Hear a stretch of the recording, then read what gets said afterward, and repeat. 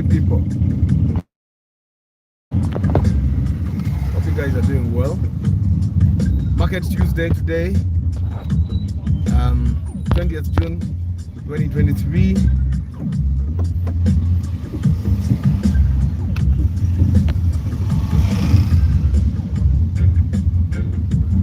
Remy Lewis, how are you? And it's steady. Yo.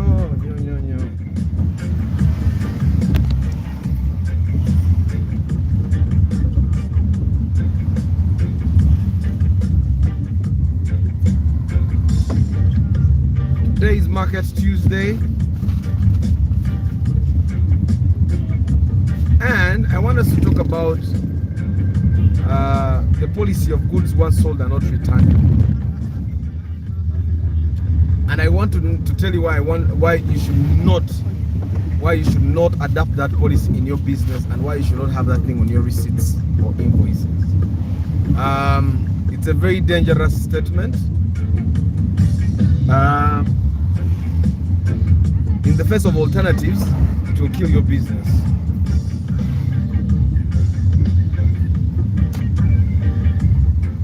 Lero Martha omusose nayinza oba ali mu kamooli nga yakusosedda ng'asirisa ng'ayengeredde mu kamooli.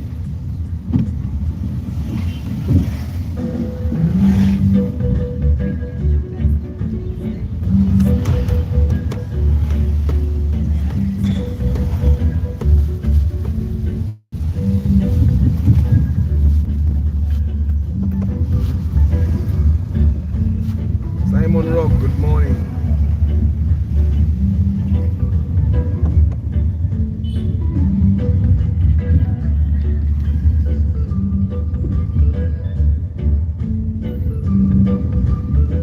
I hope you guys are doing well. So what do you guys think about the goods once sold are not returnable policy? I hate it. I find that the moment someone includes that on their receipt, they are not sure of what they have sold it to. They have sold it to you, and that if you ever get an alternative, go and buy from the alternative. As a marketing person, I believe there are other ways to actually handle such. You can create an alternative policy. I'm going to try and show you. What policy would work better than you actually telling people that goods once sold are not returnable. There are so many ways for you to do. That statement makes customers lose hope in your products. Definitely.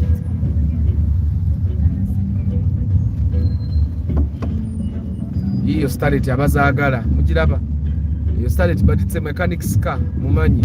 Abeereyo bwayise mwatwalira abaana be ku ssomero erimu ka TV mukalengera.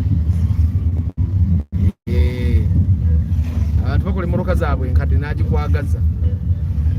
Ekikadde kiba kikadde n'agiteekako n'obutaala obumasaamasa n'agiteekako akatanda waggulu. Kikadde kiba kikadde baaba. Agivuga yena tagyekuya kuba nkadde. Aye kati agyekuyeeko ki? Sijja kusobola. Emmoloka enkadde tebazeeguya. Ovuga nvuge kati fe abavuga empya ffe tufaayo.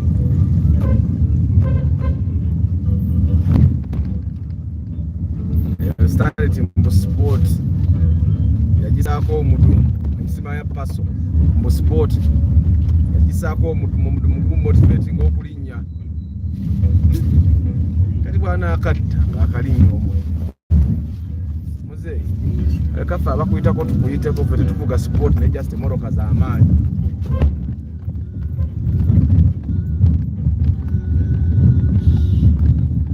Kati gwovuga ota emmoloka eya sport ng'ogivuga nga bajaaji.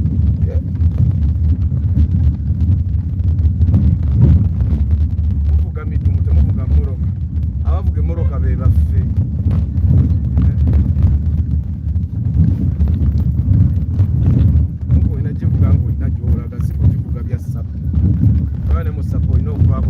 Market Tuesday, guys.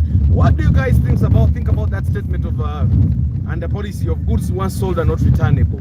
And by the way, all Ugandan business have that thing. They all have that thing. So nazo nono mkazi kwe naguzeko yinji. Yabadde nako goods once sold are not returnable. Namutunuulira nti ngamba bana abantu.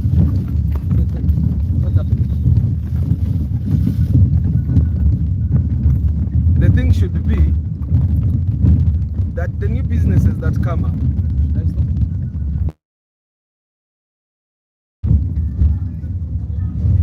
we need to understand that the day we get worthy competition,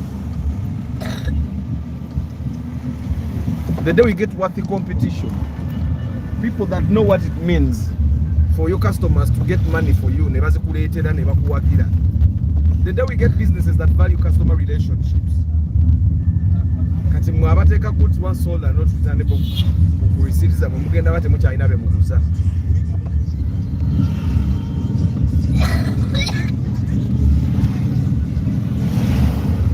Mujja bate mukyalina be muguza.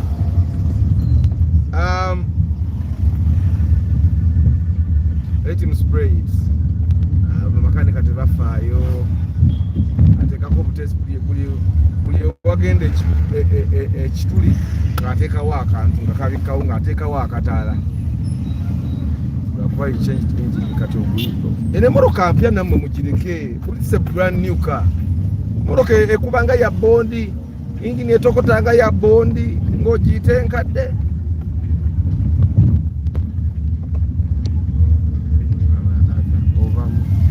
Ova mu kyalo. Olaba maramu yekka gw'ovuga. Nedda kati wano kijja kwewunyisa ndi Bwayisi. Ono maramu gwe badde nfuga w'e Bwayisi si wa mu kyalo. Kati mulaba nti ndi Bwayisi ku bitaala. Siba. Maramu e Uganda, maramu ali buli wamu. You find maramu even in the places you least expect it. That's why people buy from where they give them guarantee.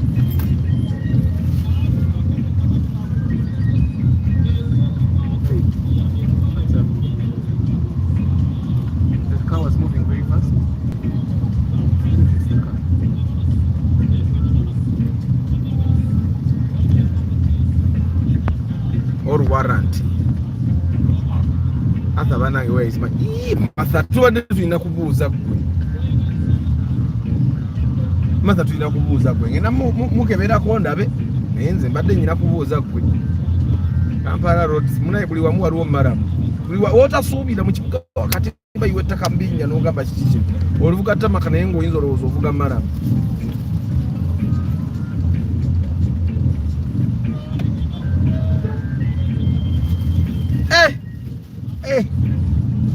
Martha totukube omusajja mu maaso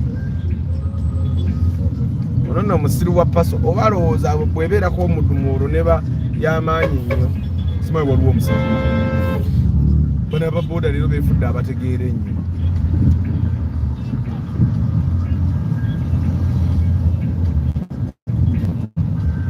olwo bayimiridde tebalaba gye balaba ebitala bibakwata ne bayitawo ate ebitala bwe bibakwata ne bayimirira bategeera bano. Lava Kuruma Martha, good morning JK. What is it like in Kenya, Tanzania? Do smaller businesses accept returns? But there are people who like returning goods to shops after opening the package. It's a very bad habit. Auntie, what happens? Innocent. A return policy is a return policy. A return policy is a full document where you say goods can be returned when they are like this. Goods can be returned. Like the guys of electronics, they give you warranty, but then they tell you you cannot return a good, you cannot return this electronic product if you can return if it just fails. Then you cannot return it after this specific period of time. There are so many things that are in that policy. Personally, I don't think I've ever returned anything in Uganda because Ugandan businesses just don't accept returns. I think that the thing is that they don't trust the things they sell to us. They don't trust. However, if people have a relationship with their businesses, they accept returns, even with the goods not returnable thingy on their receipts.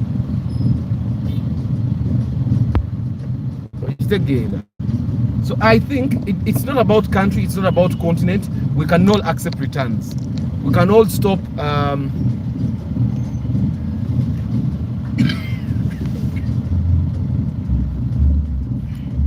we can all stop the goods once sold are not returnable policy. It's not a very good policy, even for business, not just for customers that buy from us, but even for us as business people.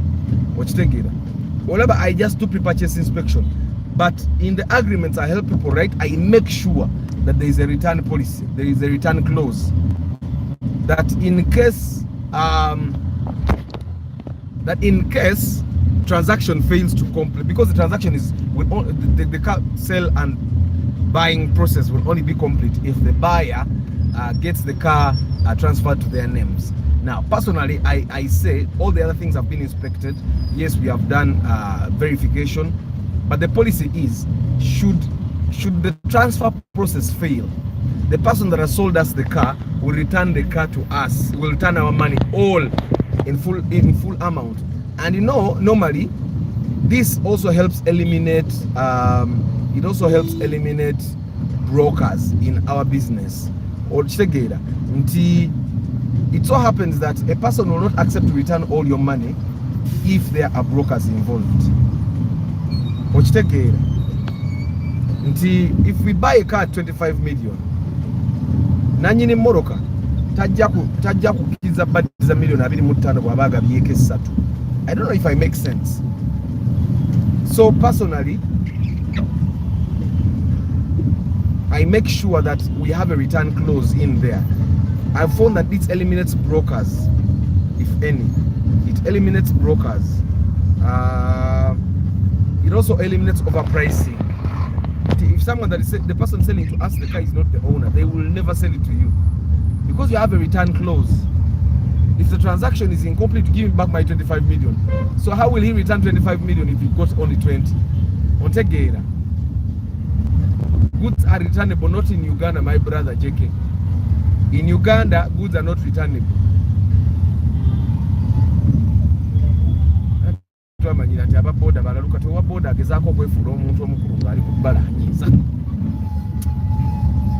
Uganga banno be normal, go global and remain local.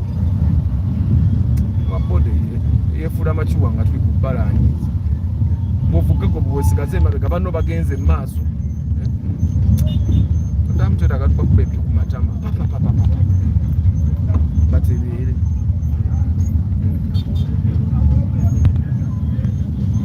Good morning, Jerome. Goods are returnable for not meeting certain expectations. How then is the customer supposed to know what's wrong with their product without unpacking it? Unpacking normally, JK, is not really the problem. Unpacking is normally not the problem. So what happens, JK, is that most Ugandan traders bring substandard products. They bring Chinese products. They bring substandard products, so they cannot guarantee the quality of those products. Is there anyone here that has thought of importing anything and they thought of going to USA or some other place? No, we all go to Alibaba and we say, I want to import this thing at Alibaba, and then you go and find brands that are available on Alibaba, and Alibaba is a Chinese thing. Traders actually tell you that we are again the China. Even the Chinese have classes. China, I have class A, ya mitwalo musanvu. Class B, ya mitwalo 5. Yani class C, ya mitwalo 3. Kati, most traders would go with class C, ya mitwalo 3, because they know Ugandans can afford the class C, they won't afford the class A. You get? Is it better?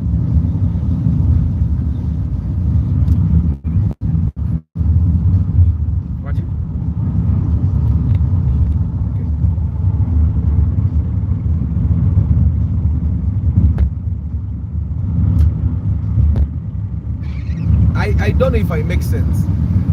In actual sense, all goods should be returnable.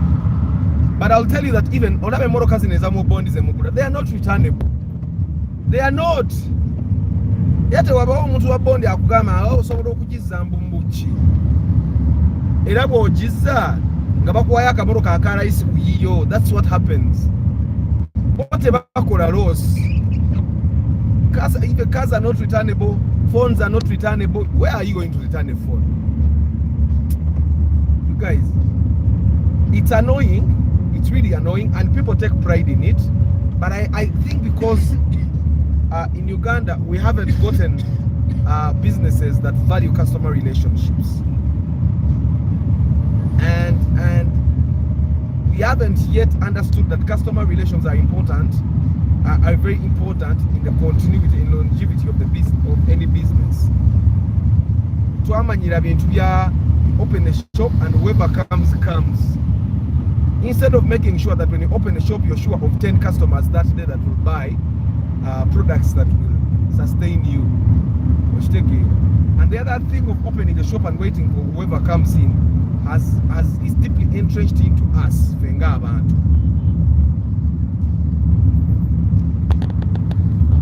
It's better to first do background check and due diligence, pre-purchase inspection before paying for anything. And Kakati, Innocent, I can tell you one thing, that there are things that you cannot pre-purchase inspection completely. I'll give you an example. Before I paid for this engine, I tested it around Kampala. Now I totally understand that this engine has been seated somewhere in a shop for like 4 years, because in Japan, or Hong Kong, or Dubai for about 2 years before these guys, the Ugandans, go to buy them. Uganda last year 2022. Chitegeze bade muduka ya Uganda ya Kampala since 2022. That's a full younger engine here today. So I would totally understand that this engine will have abnormalities in the beginning because a chawa wula. So when I drive in Nempuyange tokota bulungi because kamuka engine katambula bulungi, then I will pay. However, I should have a certain sort of guarantee that okay, this thing will not break down for this specified period of time. But because Ugandans are not sure about the things they are giving us, they will not give you any sort of guarantee, which they are not even for a week. But of course, the person we bought the engine from, my mechanic has a relationship with them. So if he took back an engine, they would come to some sort of agreement and they would take it back. That's why I normally tell people, what was spare go to egulira, shocks gendo ze egulire, brakes gendo ze egulire, naye ebintu ebimu nga engine era ne bwoba okyegulira genda ne makanika akebere. Majority of the time makanika baba chichi asobola okubigoba nga ayagala okula ebyewaabwe. Sometimes tulina okukkiriza nti batukuba kuba n'abasawo nabo bennyini olumu batukubako, kati omusawo bw'oba omukkiriza kukubeko, lwaki ono omuntu omulala era omukkiriza nakukubako? I don't know if I make sense. Ovuga biche, olabe. Temanyira yini amakati bwekola. Yo baba tubayigira wa. Bayigira we mmoroka ba.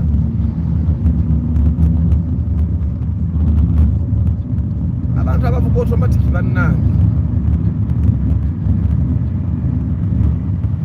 Abantu mwino okubanga omuntu bw'ovuga automatic olengeremu kano kamera kayamani ongojiviira. Baba bavuga mani tumanye mmoroka. Obo ino tuviira. Goods are returnable JK1 the law in Denmark we have 2 weeks regret period. Hey! JK nga mujoga. Chokama in the 2 weeks for regretting ango zayo. Bazungu mwine mirembe mingi. Emputa muzirebe ku boda.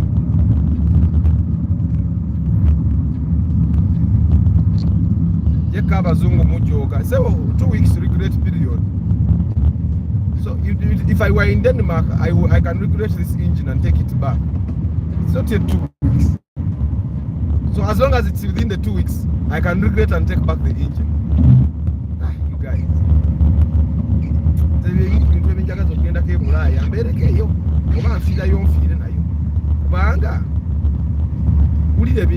Regret period. Fe wane ekitu kasitofu luma bwoti edduuka olaba ogule motoka milioni nkaaga naye kasita motoka efuluma ebuti ekibanda actually ogule motoka ya milioni nkaaga kasita bali abapakistani oba baani bakwata sente oba sente zo teziba tezikyali zizo, you cannot regret. Why?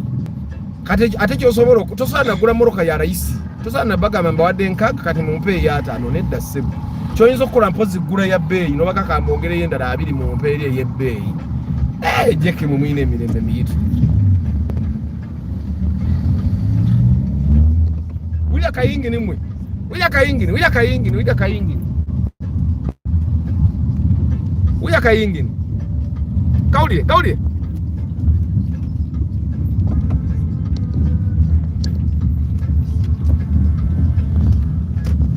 Goods once sold are not returnable, guys.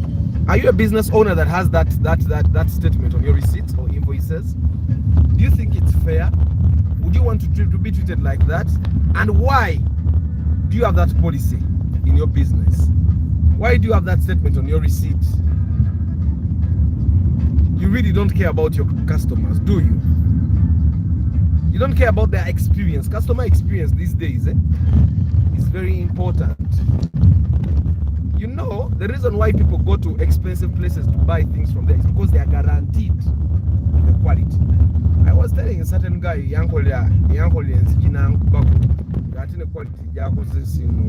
yamugamba abantu bagenda mu Nina Interiors because Nina Interiors asisiisawo kalango. Manya abantu abamu enjogera ku brand ez'amaanyi nga bwe bamuwadde ssente tebampa ssente kuba sigula nayo. Saala agenda kunzima ssente zange nzibonaabona ngenda ngule sofa yanangi gule million 3. Anyway, I was telling this person the reason why people go and buy things from those expensive furniture shops is because, well, they are guaranteed of the quality of products that they are going to get. One can return a product by simply not liking it enough. I have returned goods in Kampala before. Let me tell you something, Jackie, about the places where you buy, because the places where you buy, I'm imagining, Jackie, by the way, don't take offense, I'm imagining I will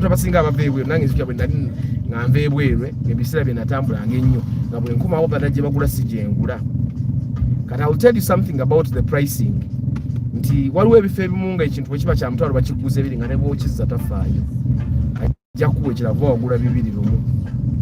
My woman has done it several times and gets replacements. Here in Qatar, you will never find that policy of once sold are not returnable. Goods are sold cannot be returned. Maybe, but they will police specific. Yeah, they do a policy that allows people to return after a specified period of time. Why don't you run?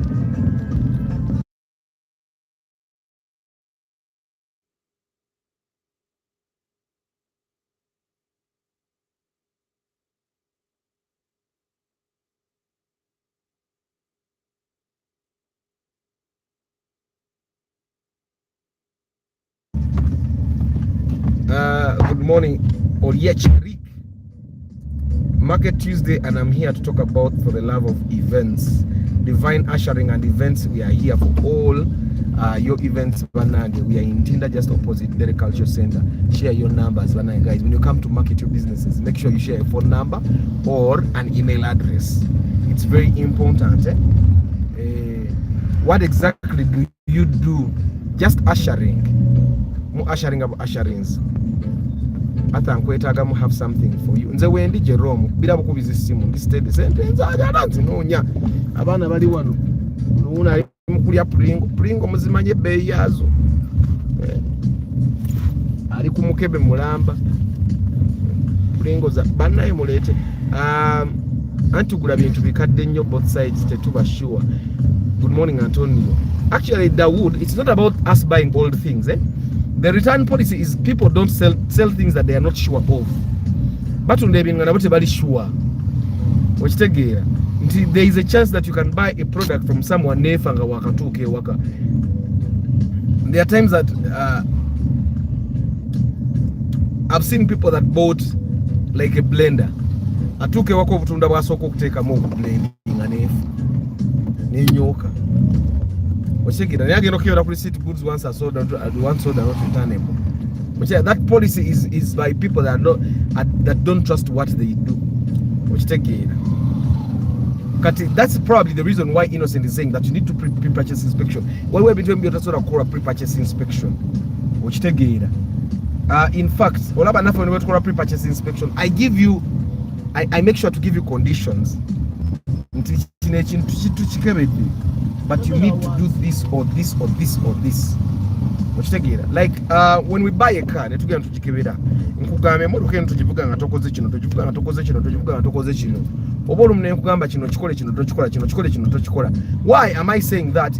Is because I know why a certain thing will work out and why a certain thing will not work out. Because tugenda okebera emotoka nze I have that intuition. Majority of the time when ngamba omuntu ekyokola n'atakikola things go wrong. Which like there is a person who bought a car with nemugamba gende wa mechanic ono akole kino nekino nekino nekino ofuge emotoka yebo yagenda bakola kino nekino nekino kyemugambye okukola bwe yafuluma emotoka nebaako kyekola n'agenda wa mechanic omulala nebakubako oli bamubba n'emotoka n'emutama okitegeera nti there are people that are not going to feel nga tebawuliramu kasonyi. Nze bwe nkusindika ewa mechanic nga agenda ewa mechanic ono I know how to handle that person. It's after we have bought a car. Okitegeera kati gwe bw'otampuliriza gwe gwamanya. Sometimes they tell us guarantee to disabe manufacturers. Exactly, because then they know where they buy their products. No, you go to buy a Toshiba flat iron, you get Toshiba. There's a time I went to Senana supermarket, I saw these face wipes and I wanted to buy face wipes, and then I bought Dettol face wipes. Kumbe sasoma nzira yo musenana okula face wipes ange nungi ziriya za Dettol ng'ekigambo kyali Delol. Everything, colors, fonts, buli kimu kyekimu naye ng'erinnya teyali Dettol, yali Delol. So majority of times ebintu bye batunda baba tebabyesika. That's why they say goods once sold are not returnable. Genda ofaafagane nakyo okitegeera ate ono omukola ki already akakutereddeko. Even these guys that put parking at owner's risk, you even go to a parking where you're going to pay money for security to park your car. Guy in Afghan parking on Padene, but parking is at owner's risk. What kind of foolery is this? Awogijikwato genoji nzinagando sasura parking. One reason why I built my house in the village, because in parking ya motoka mukaga nemoroka imna parking ya motoka mega mukaga kati kikuyamba kyo gule moroka atoji parking mu kifo nenga nemuto yo parking zaga parking is at owner's risk. Here we seem to have developed the practice on our own. No, we need government regulation. Every time we have government puts regulations. You know, take away taker. A guy by name muntu wakugulako ekintu whatever it is, take them in the categories. Kati waliwo ebyokulya ebivunda bw'ogula ennyanja, you can't return ennyanja because segate wagize omulala wali yali giguze kati gogiza ng'egenda kuvunda. Okitegeera groceries era nga jjekebwa agambye. But there are things you should be able to return: phones, cars, electronics, building materials. We should be able to return those things. Ngera wabajjekebwa ebungereza bwe bakola kati wamwe jjekebwa abakibungereza Bulaaya Bulaaya nga mwe ab'Ebulaaya bwekola. Middle East also they allow exchange of goods for given time on receipt. Yeah, at least we should exchange. Kati nata abantu abagamba no goods returning and exchange is not allowed. No labira ddala omugwagwa. You know, I find nti bw'oba osazeewo okuyingira obusuubuzi, it's much better ogenda osuubule ewantu gy'omanyi nti bakusuubuza ebintu ebirungi.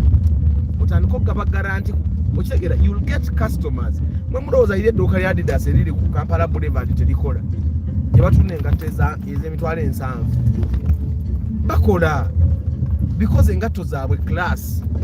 Okugula peya y'engatto emitwalo 75 n'ozissa mu kigere. Ono yayagala kugula moroka yaka mu kitundu bwe abambadde engatto ez'ensanvu mu 5 kati yaka bayaka mu kitundu emoroka yaka mu kitundu ebadde ki n'abantu mu kitundu yaba yambadde byazinga azitambulira muli wamu abe nkuba temukuba kitegedde waliwo emmotoka nze emirundi esatu ebiri emirundi esatu buli mwaka naswala fees miliyoni 4. Life is like that. You take your level. Sometimes you have a car In shoes. Other Other times you can't afford the car in shoes. But there are exceptions. Things like food items, cosmetics, drugs can't be returned because they can't be stored to their original condition. Definitely. Morning guys. Arthur kaingi ntukawulira. Morning. Hey, I use Jumia for that reason. For some items, once the item isn't good, I don't like it, I return. Oh, Aban has saying hi. Hey, they are also saying hi. So, yes, Moze. Kainji ndio kawide matha. Kate muda mukusiba yingi ni banange. Nzimba na wala example. Nakutaka sente kange ne nkateka mu mboroka. Not JK alone, even here we do return products because sometimes I do purchase products in Zigende Kampala ate nezikomawo ati mukati eyo na developed ezo bazita developed countries.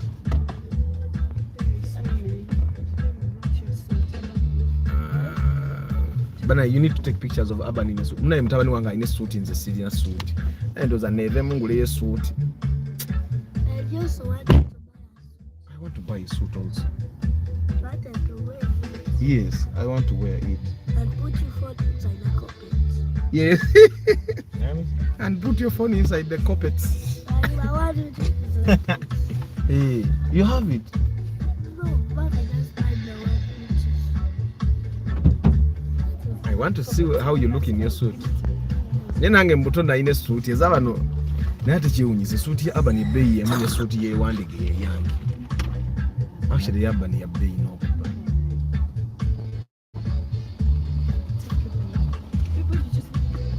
Suit ya Urban ya bei okusinga yange ye wandike. Nga Urban anajireka. Ateka Urban nana jajja. Emma Martha abadde wano nga laavu emulu masomayo ba comment ozirabe waggulu wali nga Martha ga abadde laavu ennuma. Where's my hubby? Emma wawamba ndagiro mulogo ojali ntatiko mu wako kubalala what? Where are they? This bag is going to do zone. It's going down there. It's going to go to elephants and then we'll go to Yawa. Jumia. Mnene Jumia sizangayo kintu. I think I should start using Jumia. Nanti Jumia eserera nange. Nze Jumia ngikozesa for price leveling. Bwendaba TV nga yankaga ku Urban. I'm trying to work. How many years are you? Hey, me, I'm very old. I'm older than you by like so many years. You are 4 years. So many. But for you, are you 4 years? No, I'm not 4 years. I'm old.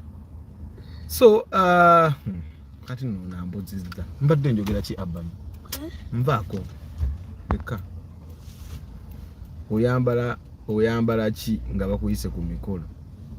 Nyambala bitenji JK. I'm African. Nyambala bitenji. Yatene ku mikolo nze no JK okujja ku mukolo gwoba muntu wange nnyo. Emikolo jimbo wakati nzija ku mukolo mbuno ntule bwenti. Nga sina kyenkolawo. I'm not used to sitting there not doing anything. Kati nzo akugenda ku mikolo nga sina kyengenda kukola.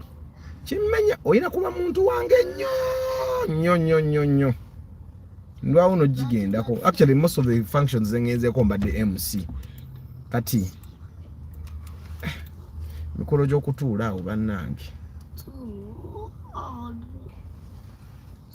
Uganda yo olemo. I watched a video where they packed water as cooking oil. And they retailer have bought from the trader, not from the factory. So on such issues, Auntie, I'm going to Abby. We need to have policies that come straight from Parliament, probably. Until Parliament is taken a gamba, until the person Aban, The person that buys from the retailer can return to the retailer can return to the wholesaler, and the wholesaler can return to the distributor. Then the distributor can also return to the manufacturer. It should be like that. Goods have to be returned. Therefore, in Uganda, we need such policies. But since the policies are not there, Walai, Emma should share contact of the address of his mulogo. Emma yawamba yamana. So, what we all know that the goods once sold returnable policy is not good, but we look at it from the perspective of us, the buyers.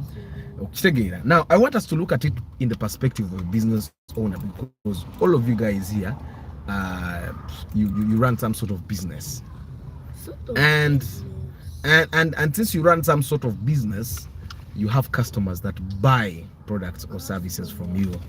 You need to be able to return. They need to be able to return things to you. Recently, we shot my very first TV show, and it so happened that I had a sound person, professional, yamanja na bubinyo sente. Ngayogera ebigambo bingi nze ndi professional je nkola sibanja ne mugamba bobe walala tobanja ogira olya kwezo nze olinde ezange nenga ne jata banja nazo tazirina. Then when we went to post production netuzura nti sound yomu wa episode ezemuti yali mulungi ontegeera. Now I'm thinking to myself, engeri giyamanja obubi nange musale sente ze episode ezo zalina sound yomubi atenga na more equipment, because I imported sound equipment myself. Then netudda kuba camera, netubanga aba camera naina cameras 3 nenga mulimu aba camera omu yabeeranga ku simu lumu n'ata recordinga okitegeera ate nga naye andaga sente azaagala bubi nnyo. So yesterday they inboxed me nga bangamba sente mugamba mumanyi nga nange bwe nninze bansasule nga bamaze oku approvinga waka nammwe mulinde. If they don't approve mukomewo tuddemu wako ono okitegeera, because I can't be the person that is incurring all the costs, even costs that come from the negligence of negligence of people that just don't pay attention. Because if I hire a sound person, you're supposed to guarantee me that your work is good. So if your work is not good and my work is not approved, you come back and do it. Okitegeera. But apparently Ugandans have this thing of tebefira yo. Tebefira ye akwacha asobola gwegendo of afaganene results. It should not be like that. That's a very bad thing. Bana imujera avu ya mwa no bamanyi mwina WhatsApp number za mugene mu WhatsApp. Fete mujja tutugira tuti. Kati fe mbundu mbuno tuwulire tutya. Tulire tyanga mathane emabera garavu wano. This is their meeting point. They have WhatsApp numbers. When mbutu kame muno tebena numbers up. Kati bewedeza no messages up. Basa sure space for advertisement. That one they can do. They pay. You pay space for advertisement. You pay advertising your love. What one abantu abali only. Unaliwa na Me, I don't feel bad. You're lonely, but you don't feel bad. If people love themselves, ama emanegundi. Muyagale. Let's be yagadi. Ama muyagale. Show it in the app. Ofa yo comments za mujabajja mukasumwe customer ziraba.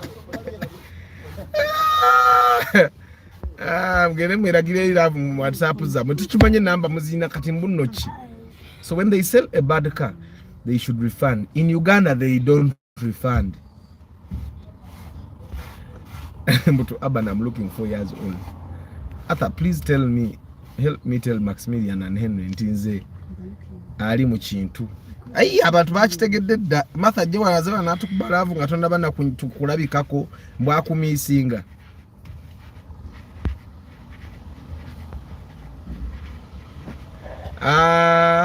So when you sell as a bad car, they should refund.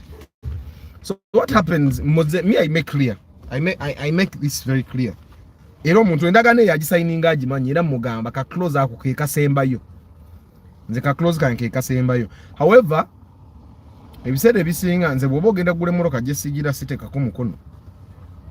sitekako nze nga I don't put my signature on an agreement of a car that I have not endorsed.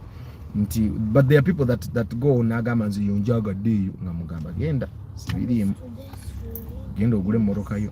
Like the guys banangenda banyuza story ya Noah yesterday. Banye bwe mbagamba nganti bwe mba mugenda ogule moroka keera ku machanza sagala abantu bamenya. Abantu ba Noah bali benna bagamba bali bagenda ogula Noah enzibe. Tebawuliriza. Be bakapaka ndoza sawa nyane bakola ne bakubira ku mukaga afa tugenda tulabe moroka aliwo broker atuyise. Emukaza aba broker zitawanya. Ezo mbibanda. So of course first time bali baguze moroka enzibe. Now yesterday bampise tugenda tulabe moroka endala. Nze na broker n'abatuuzaawo ngenda okulaba nze bammalira obudde ne mbagamba mumanyi nze kasite moroka inspect nze sobola okuyita mbawe send. Hey Ragnar, who is disturbing you? He wants to sleep. Tell her to stop. No, Okay, now don't cry, Nana. no, It's time for school. he wants to sleep. No, but it's not time for sleeping. It's time for school. But also, maybe sleeping. Yeah, but they sleep after studying.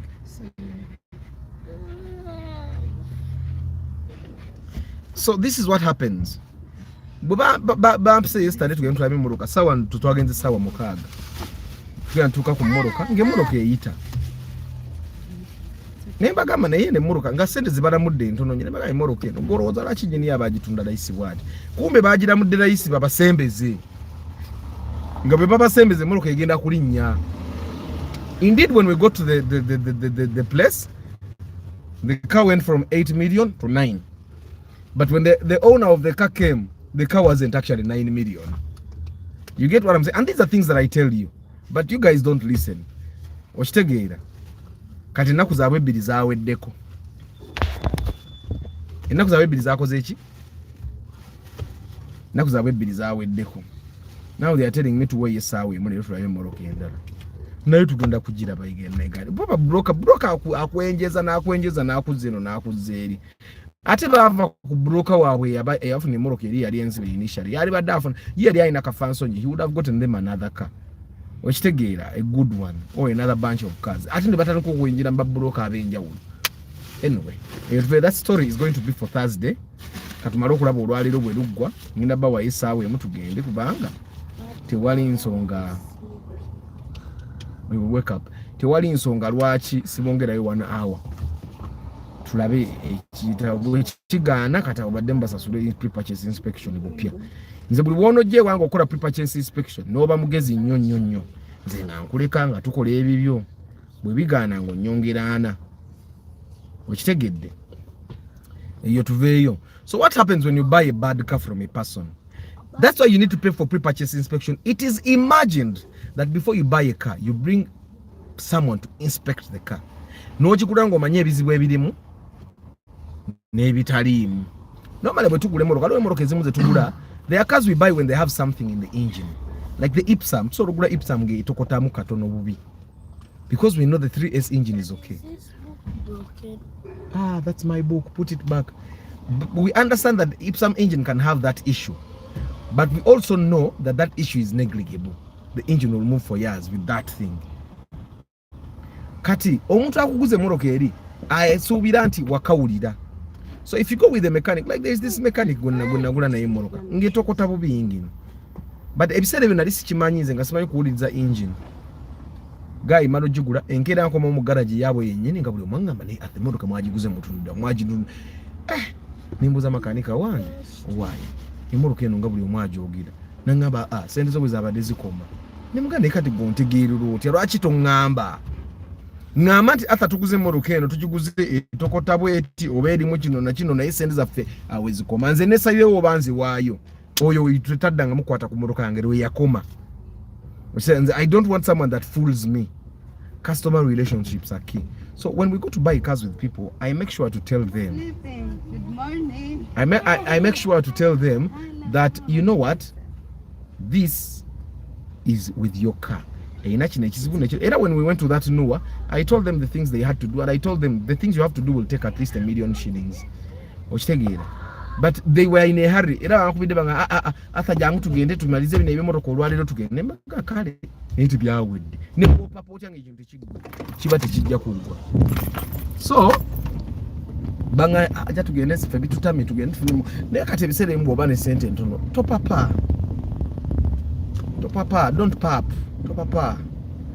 Jeka ekyo kyogedde nkigende tujja okunkola kitinga. Jeka agambye balinga omusajja omuzungu bwakomberera abakazi mu train n'olowooza nti agenda kukatta bwatuuka ekakumbe wa kugamba Emma ne Martha batulimba laavu yandibawo ne paint balina kyamaanyi kye bajja kwekola. Now I know the FJ cruiser omuntu gye yabadde ambuuza yesterday. I remember that. Naye kati ziri ludda we z'emmotoka nga ndwawo okuziraba either zifaafa nnyo oba zinywa nnyo, so zeesonyiwe. So goods once sold returnable policy. I'm trying to show you why that policy is totally dangerous for all of us. By the way, that policy is very dangerous for us business people. Tubale tugezaako okwogera nti the reason why Kibuye na bayitawa matching bonds lost market nti buli muntu waba agenda kugula emmotoka bondi ze matching tayagala agendayo. Why? Because buli muntu kumpi kati amanyi nti wavayo emmotoka nvundu, nti mubane emmotoka yo nga nvundu ngekulemye okutunda ewantu wonna genda matching bajja gigula ate babeeko gwe bagiguza. Kati matching lost credibility. People don't want to buy cars from matching anymore. Why? Because matching has made a very bad name for themselves. Okitegeera nti bo babeera n'emmoroka nvundu. Bakuli used to have the same thing naye kati bakuli ate bamanyi okubaako n'emmoroka empya. Okitegeera era matching tebazzaayo mmotoka. Era bwogende matching, there are times we have tried to buy cars from matching but we failed. There are times people from here have called me to go help them inspect cars in matching and we have failed all the time. Because emmotoka zaabwe sizitegeera. Sijja kugamba nti mbi waliyo emmotoka ennungi, by the way waliyo bonde zirina emmotoka nga mpya bupya, naye nze emmotoka z'emakindi zannema okutegeera, zannemera ddala. Katuve ku mmotoka tudde ku electronics, tudde ku masimu. Nze there is the time I bought a phone, essimu nentawanya nga nakagikwata weeks 2 nenzirayo gaali n'agaana okugikwata, nemulowooza n'addamu omugulako saddamu. He lost the customer. Ate nga mukimanyi nti fe abagula amasimu e Kampala, we can buy from a shop for 10 years nga kumwedi edduuka mwetugula all the time. But the moment you cheat us or the moment you sell us a bad product, tetuddamu kugulako. That's how Ugandans can be.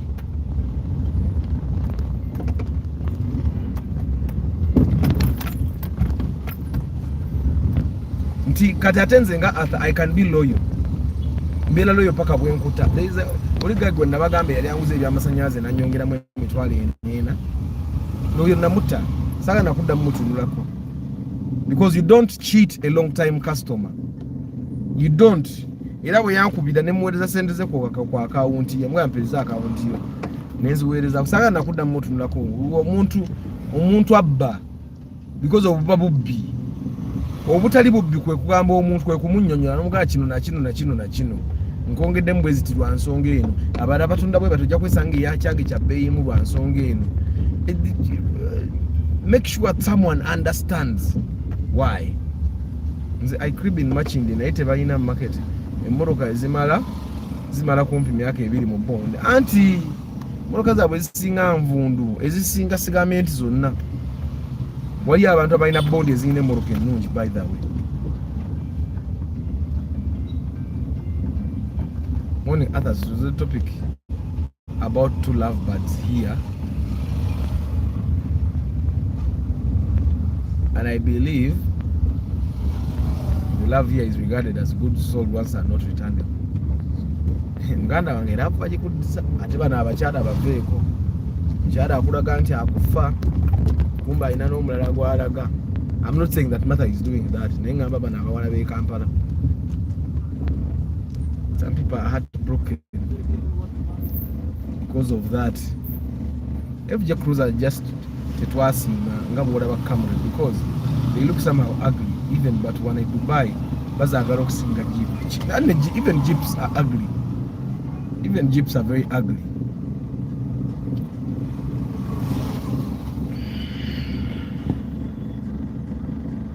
Even Jeeps are ugly.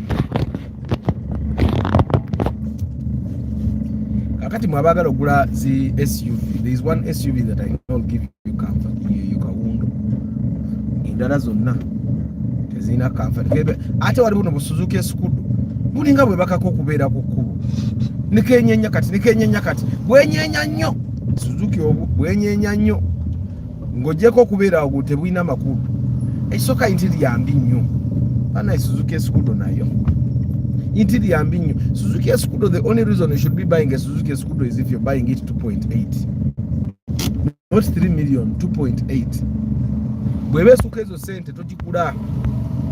Wejja kunyiza ngojja n'otula mu motoka bw'otyo obusungu ne bujjira kuganga. The car itself is negativity.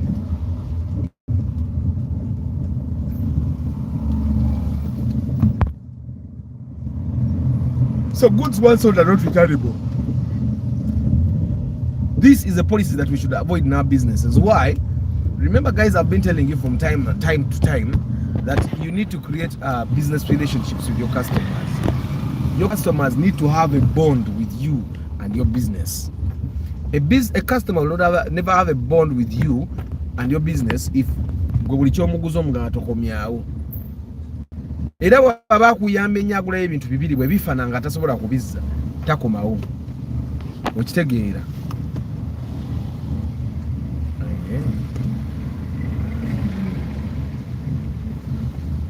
Bwe bigaana takomawo. So the goods were sold returnable. Nze sijirina, by the way. For me, olaba ne wembeera ku show zange, a person can get in n'agamba show sijagadde n'afuluma ne muddiza sente ze n'agenda.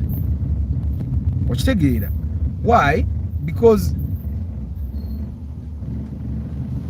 I don't want at any one time for a person to say, I went to Arthur's shows, they were not good, and he took my money. I don't want that to ever happen to me. I want people to be happy with my products. And because of that, because I don't want people to ask for their money back, I make sure I give them quality products. That's the only thing you should make. Era bw'ogula ebintu bye China for once kati for traders. N'ogula ebintu bye China ne bitakuuma. Noonyayo ku ggwanga eddala. Noonyayo ku quality endala. Ky'obola bamba nze tracker zange. Tracker ojja kusanga tracker eza layisi. Tracker yange ya mitwalo 35 etandikirwa ku endala ya 45. Gwe oyagala ya layisi genda. There is a person I gave back their money. Yamala okumpa emitwalo 35 najjanga ngamba olwanguza ku 25. Namugamba kwata sente zo genda ogule ya 25. Okitegeera. Because quality ya 25 nayo gye naye nze sije njo kukuguza. Ani alamu ojja gula ne emitwalo 8 esange za 25. Bw'oba toyagala alamu eneekutawanya gule ya athi ya 25. Bw'oba tofaayo genda ogule eyo 8 gyeziri abaana baba nazo we bakiseka. I would like to buy matutandisa okuzimba emitima. I love your show, but Uganda try to dilute with English. Oh, I try, but you know, it doesn't take care. I'm trying to explain to you why the Uganda comes in, but still the Uganda comes in. So I try. By the way, the live broadcast is, I think, 80% English. It's 80% English. It's just that sometimes when you mix Uganda in an English statement, the English loses meaning if you don't know Uganda. Yeah. Tetuzimba mitima Emma. I would like to buy Subaru Forester 2006-2007 2-liter as my first car. It's a very good. Subaru is Toyota. If you did not know, Subaru is Toyota. They don't have that big difference. Toyota has owns 20% of Subaru after all. So the only thing you'll be driving is a brand. Do you have any particular kachibana you recommend someone to try in case in a pre-purchase inspection? If he has a lawyer, no, I don't. Just go to all bonds and don't look at one car. Don't look at the Morocco. I don't buy from bonds. We call brokers and we go see cars that belong to people. That's why we have had a success rate, a very high success rate with the cars that we do pre-purchase inspection. For a person that doesn't have a car, if like we help you get a car, they will come and testify. Cars don't come from bonds. Cars come from people.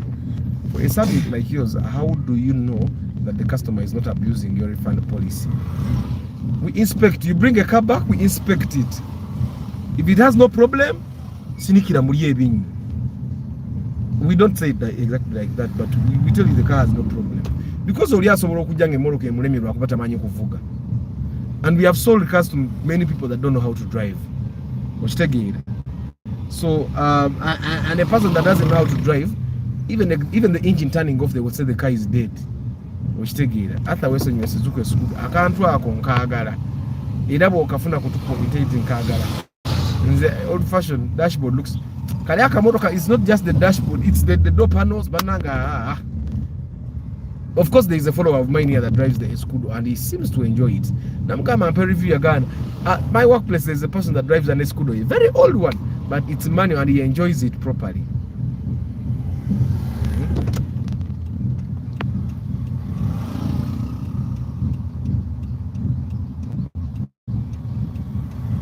Thinking about it.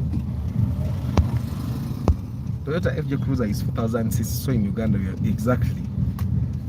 Bwebulwala bemoloka nga teri popular either embi efaafa oba enywa nnyo kati 4000cc zina kuba mu loole simu zine bintu twakitaddemu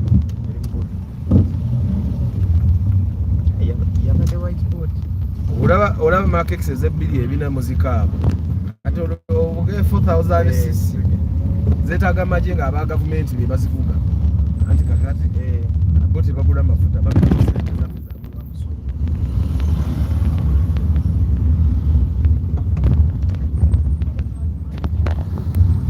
Good morning council. Bananga abantu abali mu East nze council jamulanga wadde tayagala kweranga. Council gyali eyo bamuyita council Asiku Patrick abantu abeera mu East. Nga you need legal services. Oyina abakutwalaganya ku ttaka. Oyina abaagala okukubba.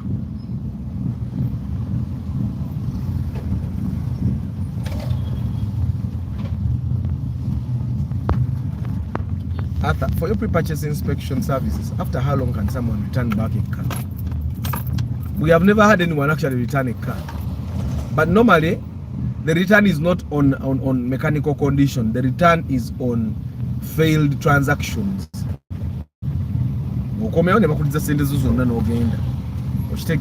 Why? Because we inspect the mechanics. And the mechanics of a car normally depend on what money you have.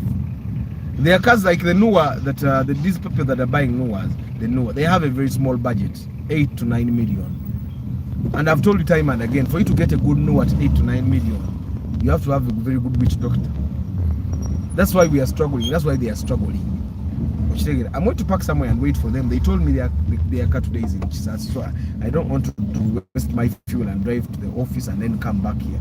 So I'm going to park and then then I call those people. 1 hour yawe igenda kubewe. So there is no time that I've helped someone buy a car and not told them the issues that are coming with that car. All the time these people would know what is wrong with that car and what they have to fix. Now if someone knows that this is wrong with this car and I tell them this mechanic will actually work on it and fix it, buy the car, you cannot return that car because the condition was clear when we were buying the car that this car has such and such a problem. It can be fixed by this mechanic this way. So for you Gwebweges was an organ wa mechanic because it has happened before. I just told the Nogamba to aguze Moroka in Tawanya because you made the wrong decision. I don't know if I make sense.